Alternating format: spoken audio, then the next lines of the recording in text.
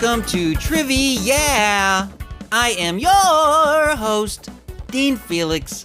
This is the podcast where you can learn something new, feel good about the things you already know, and you can put your hand up on my hip. When you dip, I dip, we dip. First things first, the answer to last week's bonus question is Harry Potter and the Goblet of Fire. What was that question? Well, to find out, all you gotta do is go back and listen to the previous episode. Bonus questions are near the back if you are returning for another episode of TRIVI-yeah. Thank you so much. It's so good to have you here again.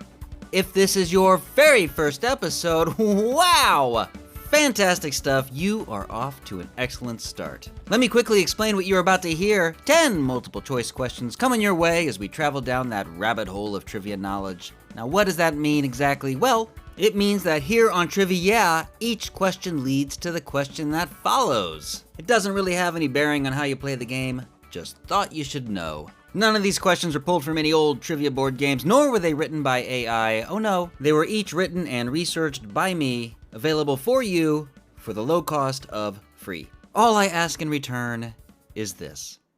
Do you have a friend? Would you please tell a friend? Tell them about the show, then I would be your friend. But you don't have to tell me about the show, cause I make the show that you should tell your friend all about. Thanks. I could really use your help promoting the show, so if you like the show, please like the show. If there's a like button, or follow, or subscribe, whatever option your podcast app has, do that. And most importantly, tell your friends about the show. It's really hard to break through all the clutter out there, and word of mouth is just the most powerful thing. You have the power. I've always said that about you. You are powerful. And yet, so soft. Do you mind if I put my hand upon your hip? When I dip, you dip, we dip. Nothing like a little freak nasty to start the show off on the right foot. Speaking of, guys, guess what? It is time to play a little TRIVI-yeah. Right after this.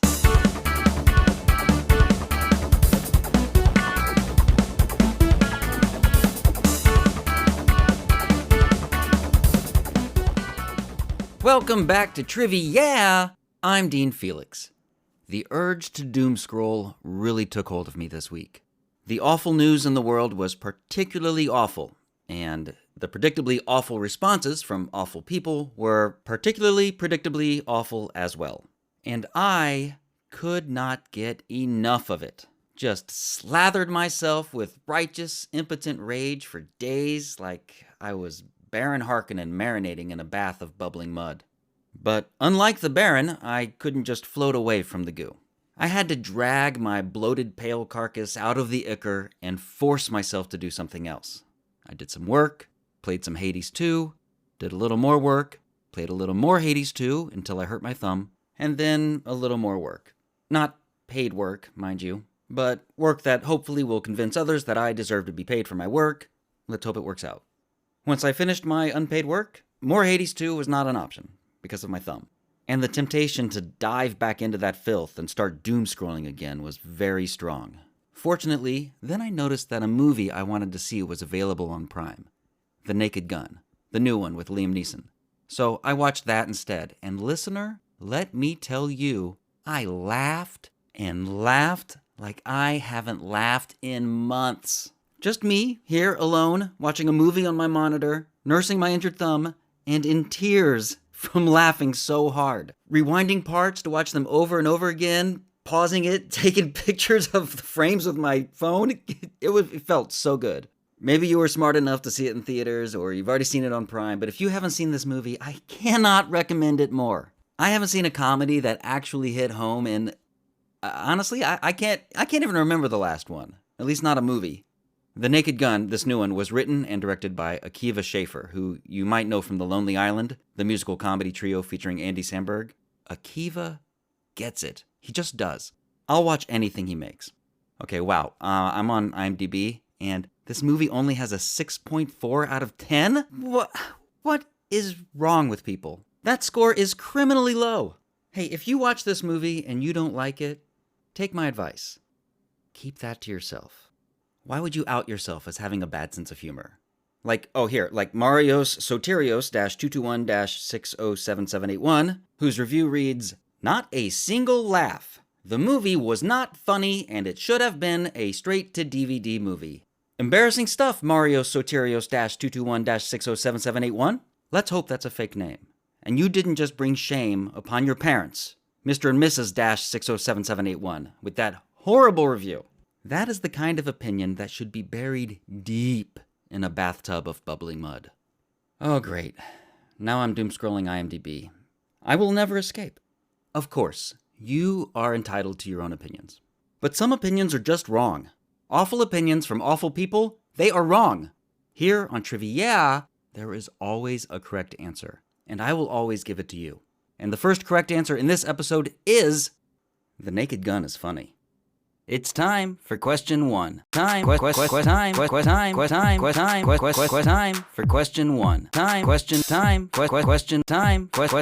time for question one. The original version of The Naked Gun was based on a slapstick TV comedy called Police Squad, which, like the movie, starred Leslie Nielsen doing his deadpan shtick that you're probably familiar with. But before becoming famous for his work in comedies, which didn't get started until the 80s, Nielsen was known for his dramatic roles. One such role was Captain Harrison, lead officer of an ill-fated ocean liner that gets hit by a tsunami and capsizes, leaving the ship's surviving passengers the horrifying task of trying to escape a ship that is now floating upside down in the middle of the ocean. What is the name of this disaster film from 1972? Is it A, The Poseidon Adventure, B, Lifeboat, C, The Abyss, D, The Wave?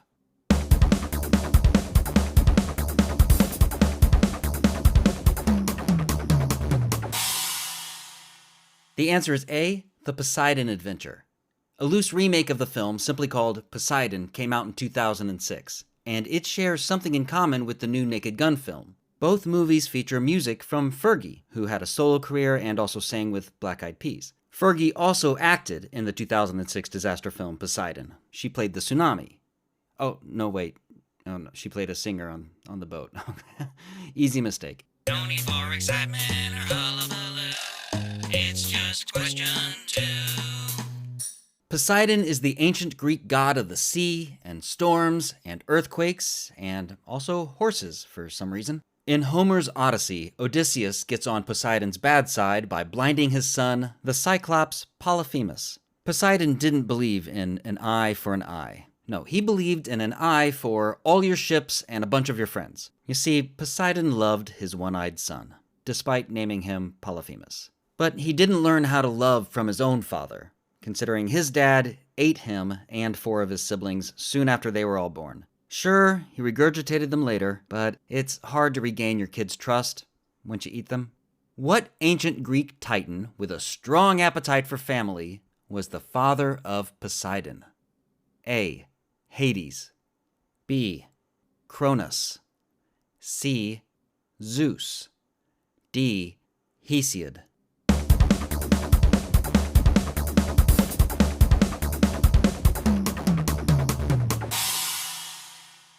The answer is B, Cronus. The titan Cronus is commonly confused with Kronos, the primordial god of time. And the very fun game that's bad for your thumbs, Hades 2, which is loaded with Greek mythology, makes this exact mistake, though they might just be using creative license. In the original story, the titan Cronus is the son of the primordial god of the sky, Uranus. And when you're the product of Uranus, well, chances are you're going to be a crappy father. Question 3. The Roman version of Cronus is Saturn, and there are 2 famous paintings of Saturn making a meal out of one of his kids. In Peter Paul Rubens's Saturn from 1663, a long white-haired man standing in the clouds is stooped over as he bites into the chest of a small child, and the kid is making a face that suggests he's not having a good time. It's pretty brutal. But the more recent painting, Saturn devouring his son, is even more disturbing. In this painting, Saturn looks downright feral. He's kneeling down with the outstretched arm of his son in his mouth. The kid isn't making any face, because he no longer has one. His head was apparently the amuse-bouche. And as Saturn crouches there, eating his kid, his eyes are wide open and just filled with madness as he stares directly back at you, the viewer. It is Spooky. So, yeah, I love it. Saturn devouring his son was painted sometime in the 1820s, and this work is one of the so-called black paintings that the artist painted directly onto the walls of his house. For his neighbor's sake, I'm hoping one of the inside walls. Who was this painter? A. Vincent van Gogh. B. Edgar Degas. C. Henri Matisse. D. Francisco Goya.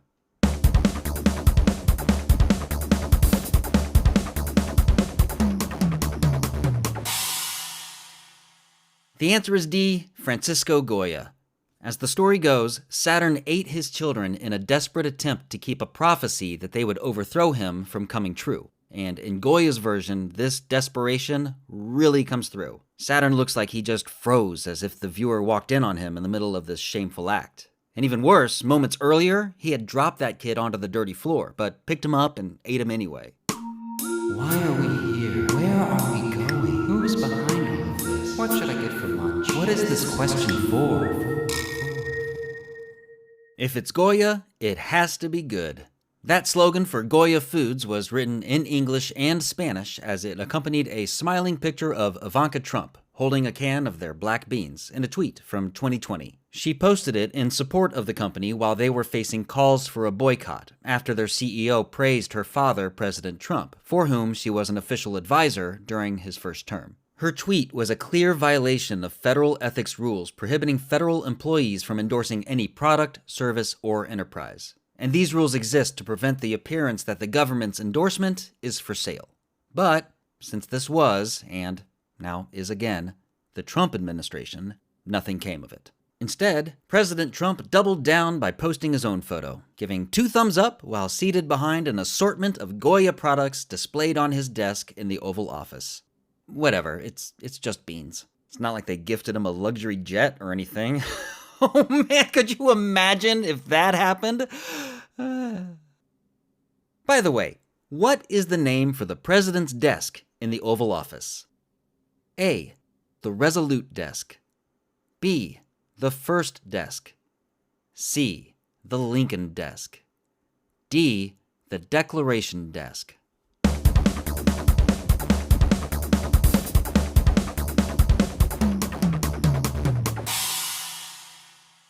The answer is A, the Resolute Desk. Gifted to President Hayes by Queen Victoria in 1880, the Resolute Desk has been a fixture at many noteworthy events, particularly during the Kennedy and Clinton years. After viewers spotted a roped-off desk on display at Mar-a-Lago, many accused Trump of stealing the original, but it was proven to be a custom-made replica. Though the classified documents stuffed in his drawers, those are real. Hey, fellas, wait till you hear this. Oh my gosh. Don't say. I can't believe it. What y'all talking about over there? Nothing. We were just Talking about question 5. Well, shoot. At 7 years old, Reza Borchardt received a magic kit for his birthday. 8 years later, he went pro, moving away from South Dakota to a place where he could realize his magical dreams. Now 29, Reza Illusionist, as he's now known, performs his show Edge of Illusion at his own venue, the Reza Live Theater. He's still in the same city he moved to when he was 15, and if I had to guess, I'd say that's probably the same hairstyle he had too. Very emo. Kinda sad. But perhaps it's just an illusion. Ooh. Let's hope. If you want to see his hair live, and maybe catch a few of his other spectacular illusions, tickets are currently available online. While you're in town, you might also want to check out other local attractions like the Titanic Museum, the Butterfly Palace and Rainforest Adventure, the Silver Dollar City Theme Park, Dolly Parton Stampede Dinner Theater, and maybe even laugh your yak off, I did not make that up, at the Yak Off Theater featuring the comedy stylings of Yakov Smirnoff. All of this family-friendly entertainment and more can be found in what American city? A. Atlantic City, New Jersey. B. Nashville, Tennessee. C.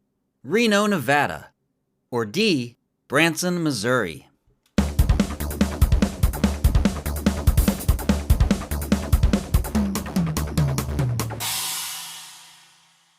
The answer is D. Branson, Missouri. I tried looking up tickets to Yakov Smirnoff's show, but his website is not working. I hope he's okay. If you're worried about ICE getting him, don't worry about that. He's an American citizen now. Well, hold on.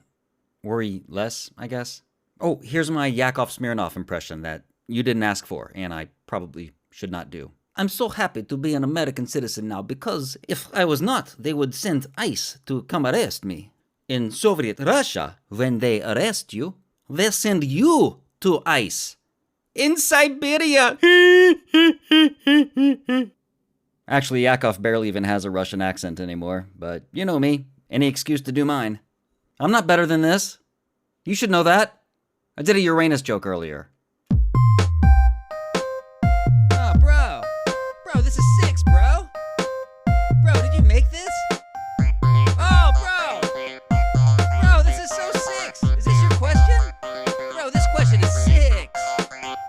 Billionaire business magnate Sir Richard Branson's first moderately successful venture was a magazine in the late 1960s called Student.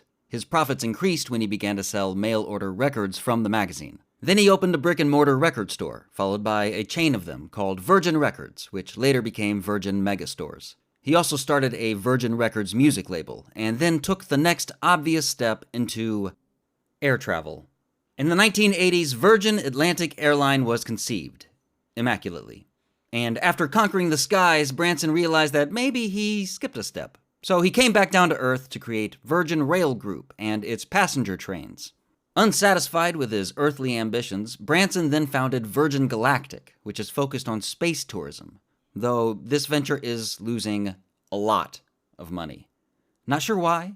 Seems like a bargain at only $600,000 a ticket. But a little adversity won't keep Branson down. No way. See, when he was just a poor, little, moderately wealthy kid, he attempted his first venture at the age of 11, selling budgerigars. But when that venture failed miserably, he got right back on his horse.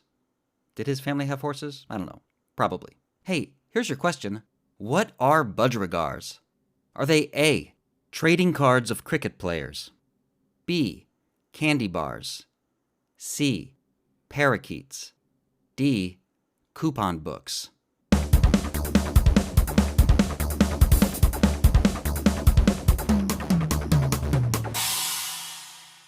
The answer is C, parakeets. Branson started breeding budgies, as they're called, and he was more successful with breeding them than selling them. The birds rapidly multiplied beyond his control, and while he was away at boarding school, his mother finally just set them all free. And these decidedly non-virgin parakeets all took off into the sky. Well, some of them took the train. Hi, I've got some great news. You just died and gone to question 7. On September 29th, 2013, possibly the world's greatest tweet was posted by the world's greatest internet comedian, @Drill. Drill's very good post was a simple, listed budget. It read, food, $200, data, $150, rent, $800, candles, $3,600, utility, $150, followed by the note, someone who is good at the economy, please help me budget this. My family is dying. Drill quickly received a helpful response from @Craigus12, who said, spend less on candles. To which Drill succinctly replied, no. This was back when Twitter was good, before Elon Musk turned it into a haven for racists and grifters. And no, I'm not going to call it X. I have too much self-respect, for some reason. In a move that could not have signified the end of quality tweets any better, Elon Musk walked into Twitter headquarters to finalize his $44 billion takeover of the company while carrying something. What was Elon Musk carrying? A giant novelty check. B, candles. C, a sink. D, a flamethrower.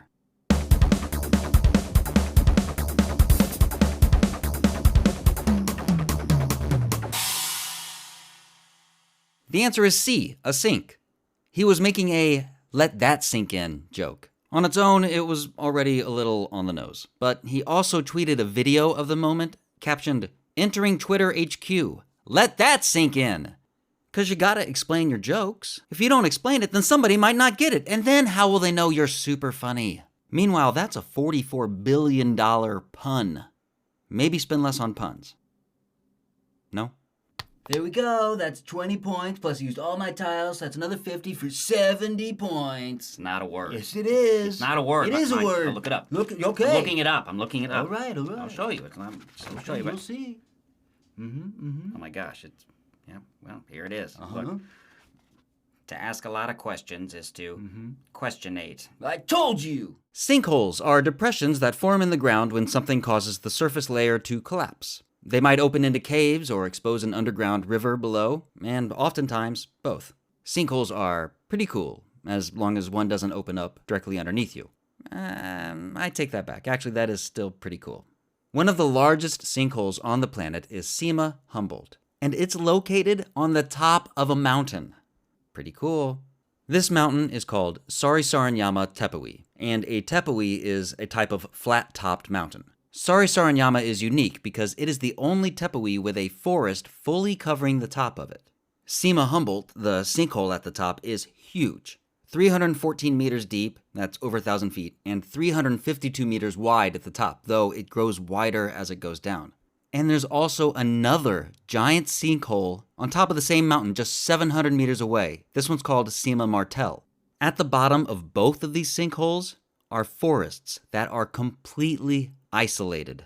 These forests are home to endemic species of plants and animals, like undiscovered orchids and frogs. These things don't exist anywhere else in the world but inside those sinkholes. Pretty cool.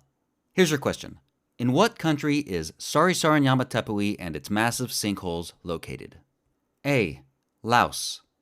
B. Uruguay. C. Venezuela. D. Papua New Guinea.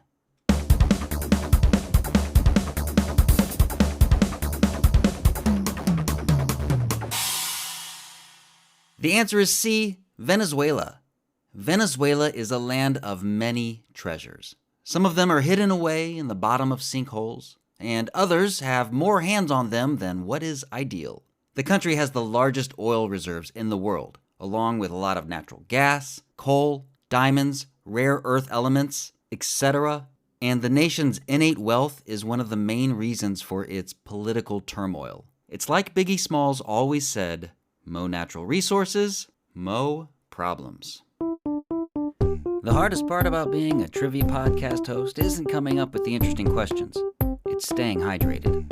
So when I get thirsty, I always reach for a cool, refreshing glass of Question 9. I've heard some people blame Venezuela for the fentanyl issue in the United States, which is wrong. That's an opinion that is wrong. The vast majority of fentanyl in the U.S. comes from China, and China does not move the fentanyl through Venezuela because China is on a completely different ocean than Venezuela is on. And that's not my opinion, no. That is the opinion of the government. The DEA website is where I got this information from. So don't blame Venezuela for fentanyl. And while we're at it, let's not blame Venezuela for vuvuzelas either. Remember vuvuzelas?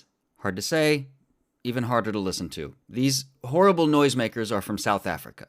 The world was introduced to these incredibly loud plastic horns when South Africa hosted the FIFA World Cup, and their fans would blow them during the soccer matches. One vuvuzela is bad enough, but when a bunch of vuvuzelas are all blown at the same time, they create this penetrating, monotonous droning that is so awful that if South Africa imports them to the U.S. for the 2026 FIFA World Cup, you might be able to convince me to support a regime change over there. Hey, we all have our limits, all right? And mine happens to be vuvuzela.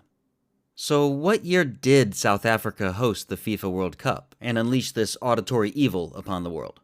Was it A, 2010, B, 2014, C, 2018, or D, 2022?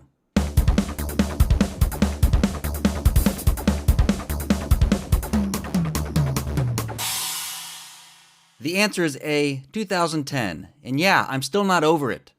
Vuvuzelas, Elon Musk, Chappie. Come on, South Africa, give us something good. Second thought, I kind of like Chappie. You must retrieve the relic, for without it we are all doomed. It can be found in the Forbidden Temple in the ancient city of Shun Ten. So, that would make this, Quest Shun 10 then, huh? You know what? Forget the relic. Just leave.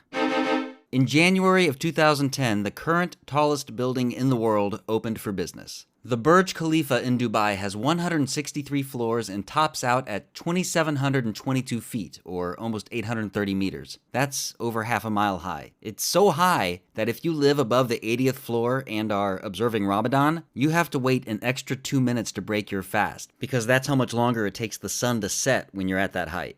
There is an incredible photo of Tom Cruise sitting on the very top of the spire, looking just as casual as can be. No visible harness, just smiling at the camera with his bare feet dangling over the edge. It's wild. There's also a picture of Will Smith sitting up there in the exact same spot. Only he is wearing a harness, and he's got ropes attached to him. He's smiling, but it looks a little less casual because he's also holding on for dear life. Can't really blame him. I mean, Tom Cruise, he's just on a different level. Literally, he's an operating Thetan level 8. That's the Burj Khalifa of Thetan levels in Scientology. Doesn't get any higher. Before the Burj Khalifa opened in 2010, what skyscraper held the record for world's tallest building from 2004 until then? Was it A, Shanghai World Financial Center, B, Willis Tower, C, One World Trade Center, or D, Taipei 101?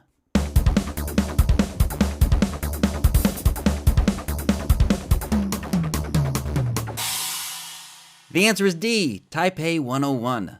At 1,667 feet, Taipei 101 is taller than the Shanghai World Financial Center by about 50 feet.